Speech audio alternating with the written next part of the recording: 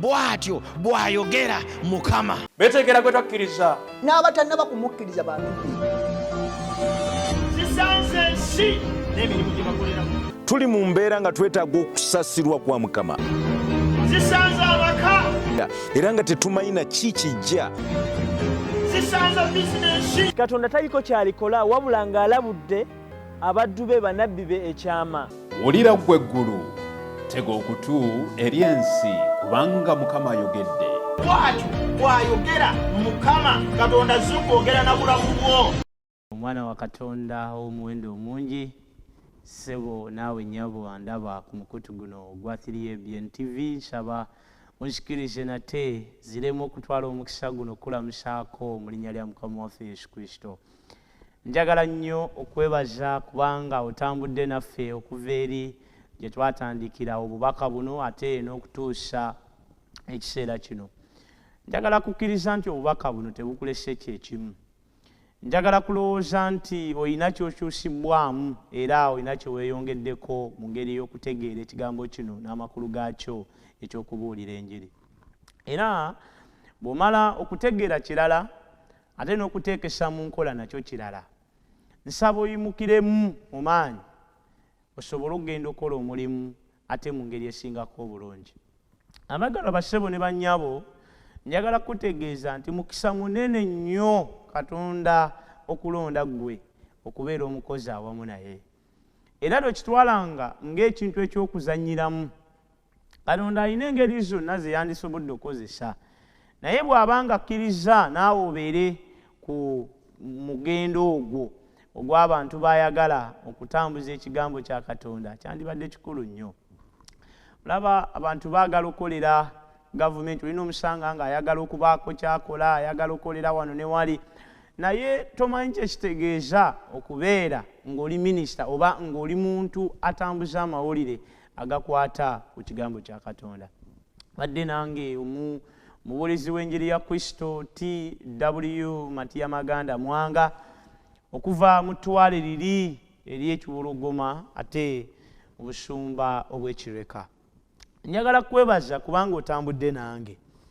Tubadde wansi w'omulamwa omunene ogugamba nti evangelism is for everyone. Era mazima ddala tukitegedde nti omulimu guno ogw'enjiri si gwa basumba bokka. Omulimu guno ogw'enjiri si gwa bakadde n'abachurch leaders oba officers. Omulimu guno gwange, omulimu guno gugwo, ate era ffenna gutukwatako kubanga Mukama waffe bwe yali atuma teyayawulamu nti baami bokka be bateekwa okugenda, teyatuma bakyala bokka, naye yatuma ffenna era ffenna kitukwatirako wamu. Nagambye tituzze tutambulira mu kitabo kino ekya Amosi. Nabbi ono Amosi nja kukomawo omulundi omulala nyongere okumunnyonnyolako mu ngeri ez'enjawulo, naye yawandiika ebigambo bino ebibadde byongera okutujjukiza ekiseera kye yali ayogerako kubanga weekiri olwaleero. Naye nga sinaba kwogera kigambo kino, nsaba ozibe ku maaso go wonna wooli tuweeyo okusaba. Katonda Kitaffe omukulu ayinza byonna, Katonda ataggwaawo, olw'ekisa kyo n'okwagala kwa Mukama otuwadde omukisa n'otambula naffe olugendo okutuusa ekiseera kino. Otuyigiriza, nsaba Katonda waffe bye tuyize tubiteekese mu nkola bikole amakulu n'okutuyigiriza ate olw'okutukyusa olw'obulamu obujja ku bwa Kristo Yesu Mukama waffe bwe tusabye. Amiina. Essuula ey'omunaana ey'ekitabo kino ekya Amosi, olunyiriri olw'ekkumi n'olumu n'olw'ekkumi n'ebbiri, mulimu ebigambo ebigamba nti laba ennaku zijja bw'ayogera Mukama Katonda, lwe ndiweereza enjala mu nsi, eteri njala ya mmere newankubadde ennyonta ey'amazzi, naye enjala ey'okuwulira ekigambo kya Mukama, ebigambo bya Mukama. Awo balibulubuuta okuva ku nnyanja okutuuka ku nnyanja endala, n'okuva ebukika obwa kkono n'okutuuka ebuvanjuba, ne baddukana mbiro eruyi n'eruyi okunoonya ekigambo kya Mukama, so tebalikiraba. ekigambo kya Mukama ekiseera kijja lw'ogenda okwagala okuwulira amawulire amalungi gano nga tewaliwo oyinza kugajja bassebo ne bannyabo. Omukisa ogulina leero okulaba ng'osobola okuwaayo obulamu bwo okugoberera Katonda. Noonye kanisa weeri ogende obatizibwe, kubanga bw'obanga owulidde ekigambo ge mawulire amalungi gobadde weetaaga, kyekigambo kya Katonda ekiwonya ennyonta mu byenfuna, mu mirimu, mu maka. Bassebo ne bannyabo, enjala ekutte emirimu, enjala ekutte ebintu ebirala byonna, teyinza kugibwawo kintu kyonna okuggyako ekigambo kya Katonda, Bayibuli. Twagambye nga twetegereza, twakomye tutunuulira Kristo ng'amaze okukomissioninga abantu bano 11 okugenda okukola omulimu. Bw'abatuma tabatuma mu kifo kimu kyokka, naye abatuma mu nsi zonna, mu bantu ab'enjawulo, abantu ab'ennimi ez'enjawulo, mu bantu abalina entegeera ey'enjawulo, mu bantu abalina ebikolwa eby'enjawulo, kubanga nabo Kristo abaagala, kubanga nabo Kristo yabafiirira, kubanga Kristo nabo yawaayo obulamu bwabwe ku lwabwe, era ayagala okulaba nga balokolebwa n'okutuuka mu bwakabaka obw'omu ggulu. Kakati bw'amala okubagamba n'abawa ebyokubategeeza nti mubafuule abayigirizwa. Bwe mumala okubafuula abayigirizwa mulyoke mubabatize. Tabatuma ensi egende babatize mu ngeri gye bateekwa okweyisaamu, mu ngeri gye bateekwa okwambala, mu ngeri gye bateekwa okwogera, mu ngeri gye bateekwa okukola ebintu eby'enjawulo, naye abagamba nti mugende, mmwe bateekwa okubatiza ensi. Bassebo ne bannyabo, obuvunaanyizibwa bwaffe ng'ekkanisa okubatiza ensi mu Kristo, so si nsi kutubatiza mu byayo. Lwaki? Kubanga ensi nga yo terina kyeyinza kutubatizaamu, terina musana gwe twetaaga gweyinza kututegeeza, kubanga ye eri wakati mu kizikiza. Mu kitabo kino ekya Matayo essuula eya 28 olunyiriri olw'10. Mu kitabo kino ekya Matayo essuula eya 28 olunyiriri olw'19 lwe lwabaddemu ebigambo bino bye mbadde nsoma. Ayogera n'agamba ebigambo bino nti, kale mugende mufuule amawanga gonna abayigirizwa nga mubabatiza okuyingira mu linnya lya Kitaffe n'ery'Omwana n'ery'Omwoyo Omutukuvu. Bwe tutuuka eyo bassebo ne bannyabo, ebintu nga bwe biteekwa okukolebwa wano weebiri. Yesu Kristo abituwa, naye agamba nti lwaki tubabatiza? Wuliriza olunyiriri olw'20 nti nga mubayigirizanga okukwata byonna. Lwaki ffe bateekwa okuyigiriza ensi? Genda nange mu kitabo kino ekya Matayo essuula ey'okutaano olunyiriri olw'14 lugamba nti, mmwe muli musana gwa nsi. Ekibuga bwe kikubibwa ku lusozi tekiyinza kukisibwa. Agamba nti ffe tuli musana gwa nsi. Amakulu mu kyo ffe balina omusana ensi gwe yeetaaga. Bassebo ne bannyabo, bw'okkiriza ensi okuyigiriza eba egenze kuyigiriza kizikiza. Naye weewuunya kaakati olwaleero abantu basazeewo baweeyo obulamu bwabwe ensi bayigirize mu ngeri gye bateekwa okwambala. Y'ensonga lwaki abantu bambala bisiimuula, kubanga ensi temanyi kwambala kutuufu. Nze dda nali manyi nti empale oba engoye eziriko ebituli twazikozesanga kusiimuula, naye olwaleero ate bazitunda bbeeyi nnene. Lwaki? Kubanga abantu bye basinga okwagala. Weewuunya omuntu lwayinza okugenda ku dduuka n'alamuza n'alaba engoye endala zonna ezitegerekeka nga gye ziri, naye n'agulamu ekisiimuula.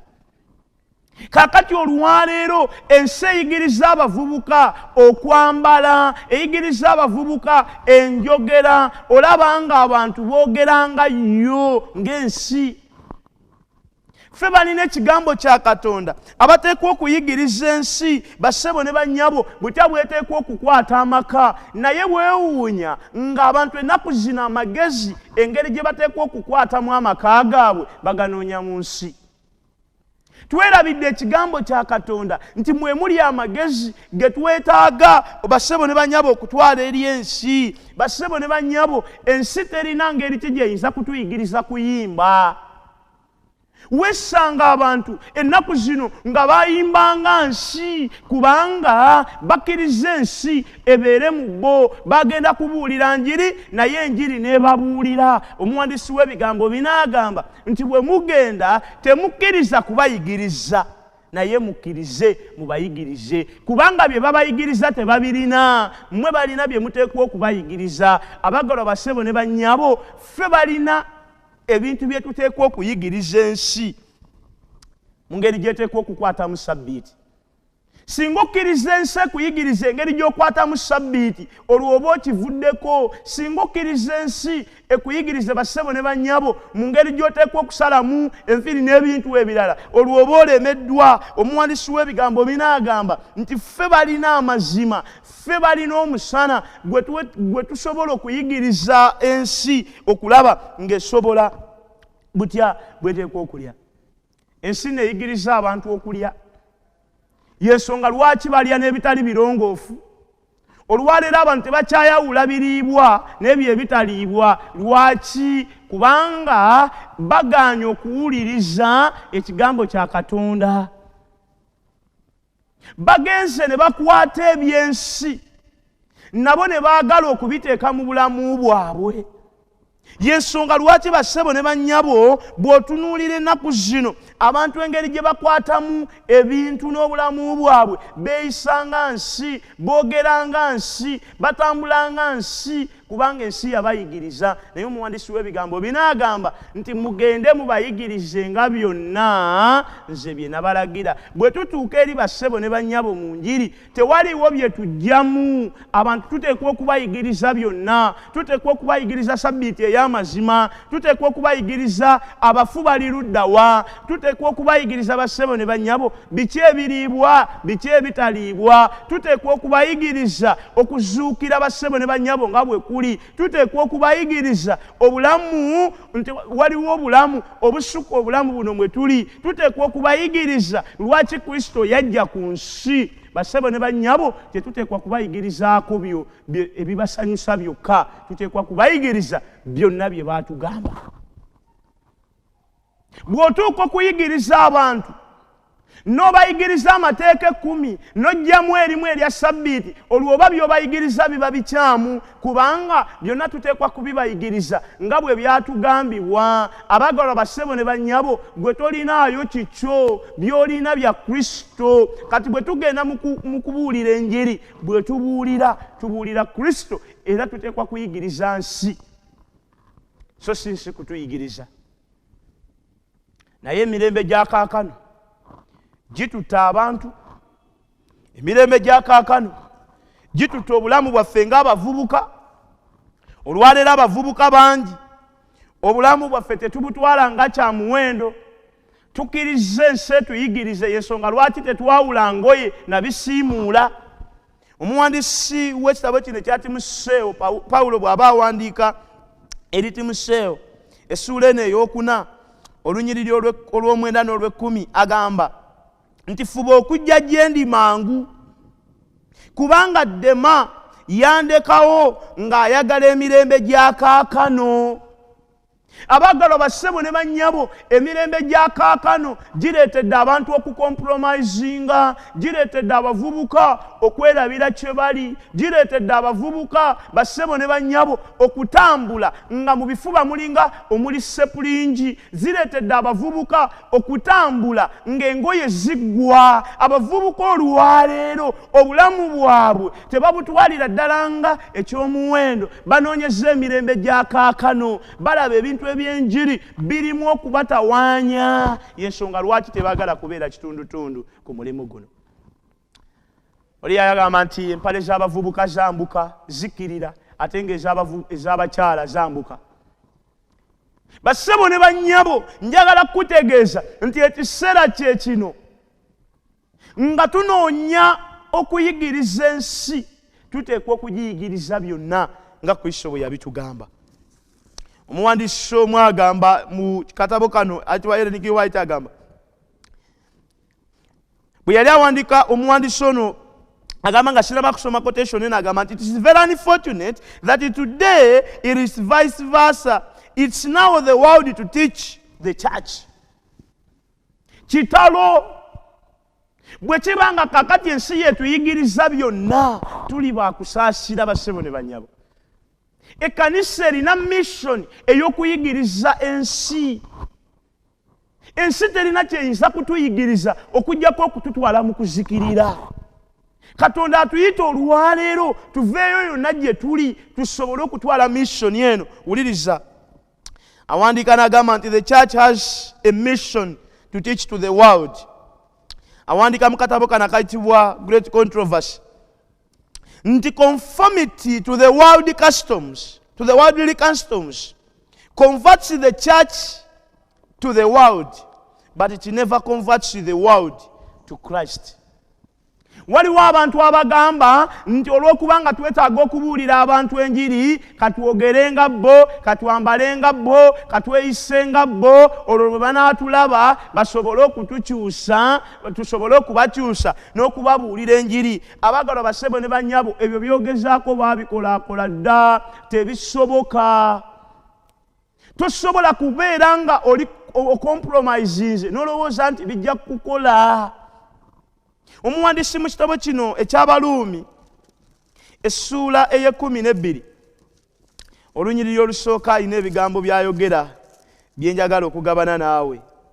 Baluumi 12 olunyiriri olusooka agamba, kyenvudde mbeegayirira abooluganda olw'okusaasira kwa Katonda okuwangayo emibiri gyammwe ssaddaaka ennamu entukuvu esanyusa Katonda, kwe kuweereza kwammwe okw'amagezi. Olwokubiri, so temufaananyizibwanga ng'emirembe gino, naye mukyusibwenga nga olw'okufuulanga amagezi gammwe amaggya, mulyoke mukemenga bwe biri ebituufu, bwe biri Katonda by'ayagala, ebirungi, ebisanyusa era ebituufu.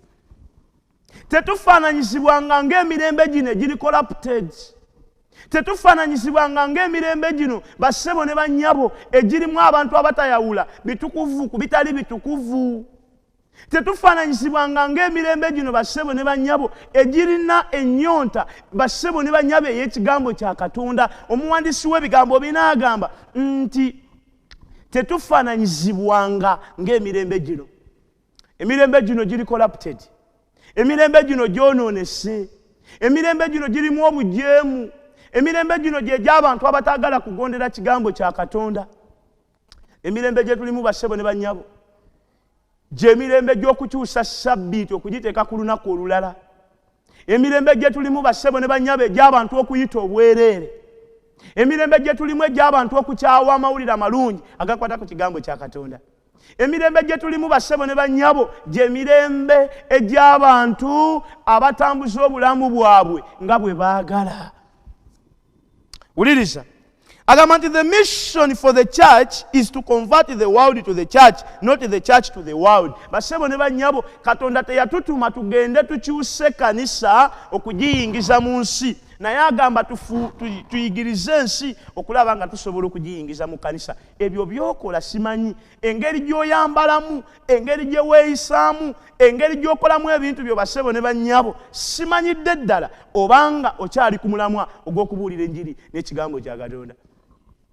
Oli awo mukakati kaŋŋende bwe tunaayambala bwe tuti, simanyi bwe tunaakola bwe tuti, tujja kubayigiriza tubakyuse. Omuwandiisi w'ebigambo binaagamba conformity to the worldly custom can never change the world to the church.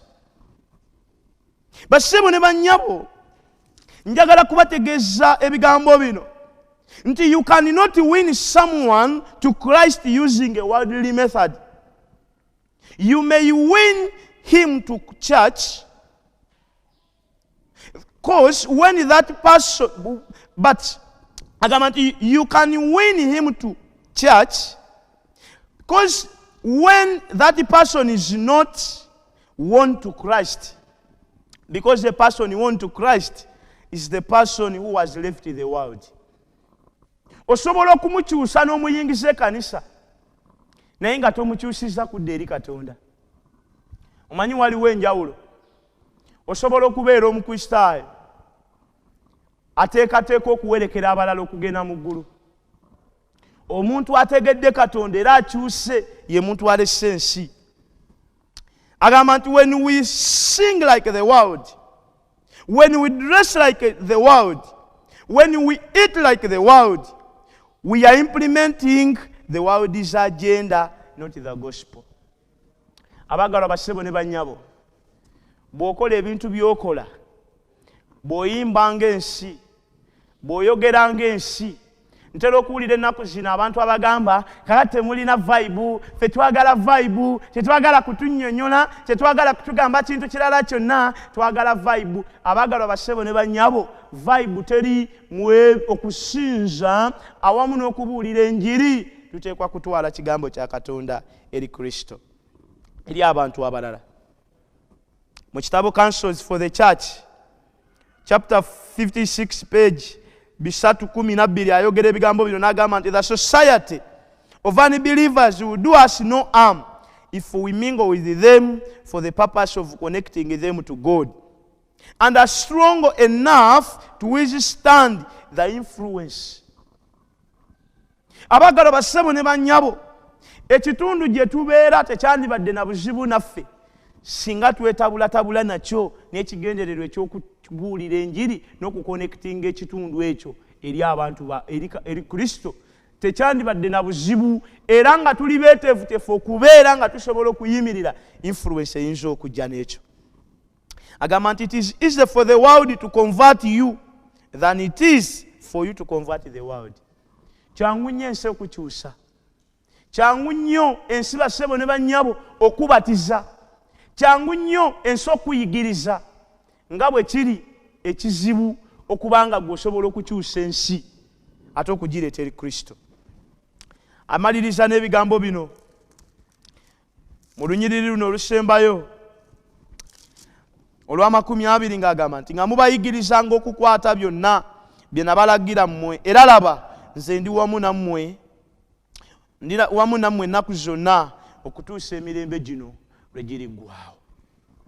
Kiki kyategeeza basebo ne bannyabo? Kubanga yakimanya nti omulimu guno munene, kubanga yakimanya nti responsibility gy'abawadde nzibu, kubanga yakimanya nti si kyangu kyabagambye n'abagamba nti naye nga mugenda temugenda mwekka, ndi wamu nammwe okutuusa emirembe gino lwe giriggwaawo. Abagalo basebo ne bannyabo, enjiri si nzibu kubanga tetugenda ffekka, naye mu bifo gye tulaba ng'ewazibu, naye gye tulaba n'abo abantu be tulaba ng'abatasobola basebo ne bannyabo basobola okukyukira ddala kubanga agamba nti laba nze ndi wamu nammwe okutuusa emirembe gino lwe giriggwaawo. Mawulire gasanyu ago agatuzaamu amaanyi awamu n'okutunyweza.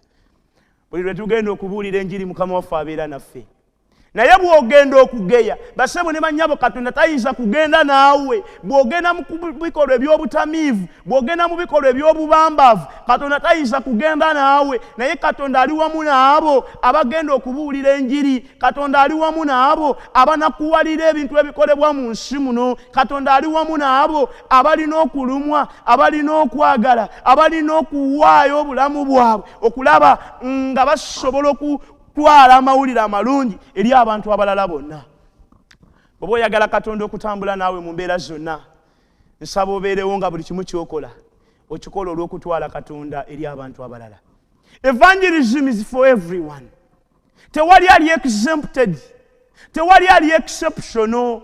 Njagala kuyita muvubuka munange gwandaba, naawe ssebo naawe nnyabo awuliriza ebigambo bino. Kyekiseera tuyimuke tugende tukole omulimu kubanga gwe gwatulekerwa. Tugamba nti twagala Kristo akomewo omulundi ogwokubiri, naye omuwandiisi omu yagamba nti ekitundu ku bantu mu nsi 1/3 tebategeeranga nakujja kwe okw'omulundi ogwasooka. Ate ng'enjiri eno kabonero kakulu nnyo akagenda okukozesebwa mu kudda kwa Mukama waffe omulundi ogwokubiri. Matayo 24 olunyiriri olw'14 lwensoma agamba nti kubanga Matayo 24 olunyiro lwa 24 kubanga walijja abajulirwa ab'obulimba 14 Matayo 14 nti n'enjiri eyo eno ey'obwakabaka eribuulirwa mu nsi zonna okuba omujulirwa olw'omwana mu mawanga gonna olw'enkomerero n'eryoka ejja. Bassebo ne bannyabo enjiri ekyalemesezza Mukama waffe okomawo kubanga tonaba kwetabamu, kubanga tonaba kukola kitundu kyo, gwe ng'omukadde w'ekkanisa, gwe ng'omukulembeze w'abakyala, gwe nga superintendent bassebo ne bannyabo akulemberera essomero lya Ssabbiiti, tonaba kukola kitundu kyo ku mulimu gy'okolera. Abaana bo tebanaba na kutegeera mazima. Omuwandiisi w'ebigambo binaagamba nze naawe ffe balemesezza Mukama waffe okomawo kubanga tulemereddwa okukola ekitundu kyaffe mu bwesigwa. Bwe tugenda mu nsi ate tukkiriza ensi n'etubatiza, ate tukkiriza ensi netuvulunga mu bintu ebirala, so nga teffe bateekwa okutwala amawulire amalungi eri ekigambo eri ensi kubanga ensi erina enjala. Wakati mu nnyonta ng'abantu balina ennyonta ey'ekigambo kya Katonda, wakati mu kiseera abantu nga obulamu bwabwe bugenda kuzikirira, omuwandiisi w'ebigambo binaagamba nti enjiri eno ey'obwakabaka eteekwa okubeera okubuulirwa okuba omujulirwa eri ensi yonna. Bassebo ne bannyabo enjiri yegenda okutusaliza omusango kubanga tojja kwekwasa kirala kyonna. Ebigambo obiwulidde, tewali ky'oyinza kutugamba ng'okyalimu ebyo nti tetwagala kutunnyonnyola. Nsaba kutegeeza nti ekiseera kye kino amazima g'ekigambo kya Katonda ogawulidde. Waliwo omuntu abadde ajja atambula nange nga yonna gy'oli wandyagadde okuwaayo n'obulamu bwo n'okubatizibwa obatizibwe. Njagala kukola okuyita olwaleero yonna gy'oli nsaba okkirize ogenda kuba ku nnamba ezo osobole okulaba ng'osobola okuwaayo obulamu bwo ogende obatizibwe. Yonna noonya ekkanisa weeri, ekkanisa ya Seventh Day Adventist ogambe nti nawulidde ekigambo ku 3 Bien era nzize kubatizibwa. Nsaba Mukama akuwa omukisa, nsaba Mukama akuwa amaanyi ng'okola okusalawo, naye nsaba odduka ensi kubanga ekiseera kiweddeyo. Bassebo ne bannyabo ojja kuzikirira singa tokkiriza kuwaayo obulamu bwo kutambula na Katonda. Katusabe. Katonda Kitaffe Ayinza Byonna, tukweyanziza nnyo nnyini ddala kubanga naffe otuwadde omukisa okubeera abakozi mu nnimiro yo. Oyogedde ekigambo kye tukiwulidde, ogambye tugende mu nsi tugiyigirize, so si nsi kutuyigiriza.